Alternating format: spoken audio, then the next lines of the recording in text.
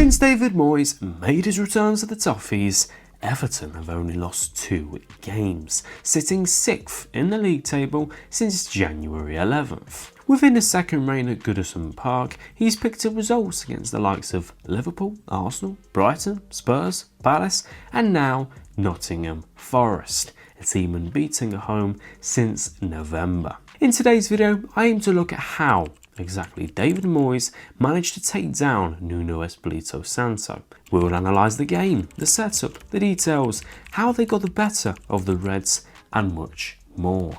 Let's go. So Everton, in this game, were absolutely fantastic. And overall so far under David Moyes, they're a really good side, showing significant promise for the future of the football club. As you can see from the league table since David Moyes has arrived, he's certainly made his mark. His impact is clear for everyone to see. And this isn't down to some luck or one big honeymoon period. He's genuinely impacted the team in so many aspects. If you want more detail on the changes he's made, then feel free to look at the top right now. If you're here to stay, then let's look into Saturday's encounter. Going into the game, this was a difficult one to predict. Everton are so solid, but actually without a win in 7, and Forest are suffering a few injuries, but Wood and Elanga were back for the game, which ended up being no match for Moyes' men. Moyes' side had control, comfort, ease, and were actually the better team. They outdid Forest at their own game and limited them incredibly to just 9 touches in Everton's box. But this is how Everton set up. Mykolenko is back, Broja starts ahead of Beto and McNeil returns to the squad. Forest had an injury boost themselves with Chris Wood back in the firing line. Both teams in a 4-4-2 shape off the ball, both teams sharing similar dynamics, both teams very solid.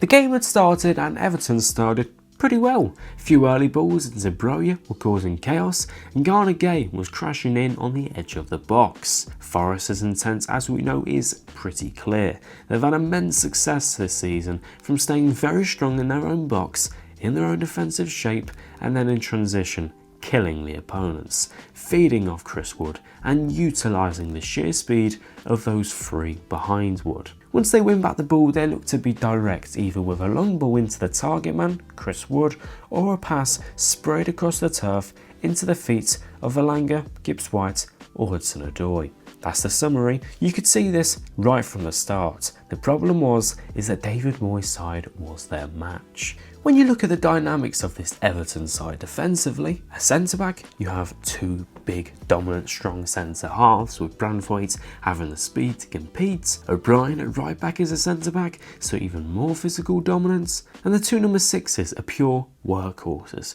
and enjoy winning second balls. This made life very difficult for Forest. Chris Wood didn't win a single duel all game long. And why is that? Because of this man, Jarrod Branthwaite. He won 100% of his headers, 9 out of 9, and if the ball didn't come to Wood, then they had the speed and physicality to pocket the Forest runners like Jota. But that's not where it all starts. I think it's this pass here that is significant for Forest and what kills off so many Premier League teams. Brighton, who had been smashed 7-0, suffered from this pass a lot in their game. Manchester City, Ipswich Town, it often comes from a fullback or deep midfielder to that speedy forward red shirt. There's a few ways Everton did limit this, and it's quite simple. 1, they kept a fullback sat back on their own flank. 2, that fullback tracked onto the winger and acted aggressively the second the ball came their way. And 3, they didn't push a very high line. It sounds pretty simple, doesn't it? But you've got to execute it right and have the players to do so. If the fullback sits back, it gives the Forest winger the time to run forward, except Everton are great in defensive transition. So by the time they move into the opponent's half, Gay is back, Harrison is back, it becomes a 3v1, which forces Forest to go back. You can try and knock the ball into the inside, but the defence will either make the block or win the duel. If you pass inside to a midfield essentially, you've got a midfield full of energy that will intercept. So Forest will be forced back, allowing Everton to transition into their 4-4-2 shape of the ball, where it's then compact, deep, proactive and difficult to beat. Once they limited that counter-attack, Forest lacked any ideas and kept hitting it long whereas we know Everton won the duels. Wood had zero time with the ball, handling them the opportunity to hit them on the counter-attack themselves, where they had much more attacking flexibility than Forest did. And with Everton's deeper defensive line, it ensured Forest had no success beating them on the break. Going forward, Everton found different ways through. When they played out in their 4-2-4 like build-up, they looked a little bit risky, but they actually played right through Forest so well. If they're about to lose it, they'll go and hit it long, but Everton's passing game was fluid, something we haven't seen in an Everton side for a good while. The blue shirts pounced on what I felt was a Forest side that lacked the awareness, physicality and positioning in midfield. And as I've said, that's not the only way that they attacked them. Long direct balls from the centre-backs found broja or runners like Harrison in space, counter-attacks, crosses, set pieces, wide overloads and certain individuals. To me, the wide overloads were pretty effective at times. They had around 4 players combining in short space. This led to breaking them down so they could look for the doucoures, the brojas, attacking the box, but also stability in transition. Because if you have so many players out wide and decent numbers back, then Nuno's main threat out wide had no space to operate with. Chris Wood was being taken care of, so they lacked any outlet to attack with, thanks quite a bit to this man. However, Everton throughout the first half continued to pose a threat. They found gaps centrally, passing combos, broja was getting into good positions and the fullbacks were involved too. Ndiaye could also drop deep with freedom to drift and roam. I think this sequence is a fine example of how Moyes set the Toffees up with stability in both ends. O'Brien and Harrison, great play. Forest then clear, look to attack and it ends up nowhere due to the other fullback sitting back whilst the other one goes forward in a lower defensive line. Simply put, Everton remains tight defensively, aware, whilst having the different tools in their locker to break Forest down. It is that simple. Half-time hit and Forest had a good last 10 minutes, but that was about it.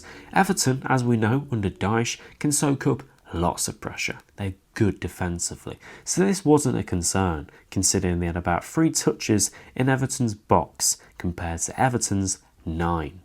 Everton actually trumped 29 touches in the opponent's box, which is just under half of what they had at Anfield, despite having 0 shots on target there, which addresses the quite clear issue at stake here. Moyes is working wonders with a serious lack of quality up top. You give him some better attackers and he transforms Everton to a much more deadly side. The amount of times that Everton entered the opposition box without having a shot clearly comes down to the lack of quality they have in the decisive areas. Second half consisted of about the same, but more success for Everton going forward. More touches in the final third, but sadly for the Toffees, balls just kept bouncing off Armando Broja. Harrison, despite being much more threatening this game, didn't know when to shoot, having his crosses blocked quite a bit. Forest were truly relying on Everton's lack of quality up top to keep them in the game, hence Everton's lack of shots. But they didn't have a sniff in the second half too. 0.29 XG, only 2 shots inside the penalty box. They kept persistently lumping balls forward and they weren't winning the initial header, they weren't winning the second ball and then being exposed in transition.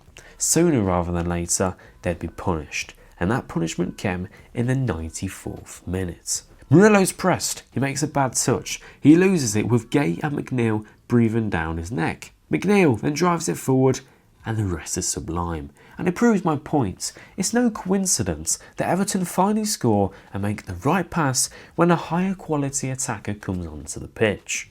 If that's Harrison, then he runs it down to the byline and the cross gets blocked. McNeil does so well and is a player I'm very excited to see what Moyes can get out of. However, that is that. A deserved 3 points that's earned to me due to David Moyes' setup and of course the execution of the players. Branthwaite, monstrous. Garner Gay, ridiculous. Garner, doucoure, Miklenko, even Harrison were all very solid. I think if you recruit well in the positions Everton need, keep key players fit and available, and Everton could be finishing much higher over the next few seasons. Thank you for watching today's video. If you did enjoy, make sure to smash a like, subscribe to the channel. If my voice sounded a little bit croaky, a little bit off throughout the video, I've somehow managed to go on holiday to Italy and pick up a cold. Don't know how that's happened, but thank you for watching, and I'll see you guys in the next one.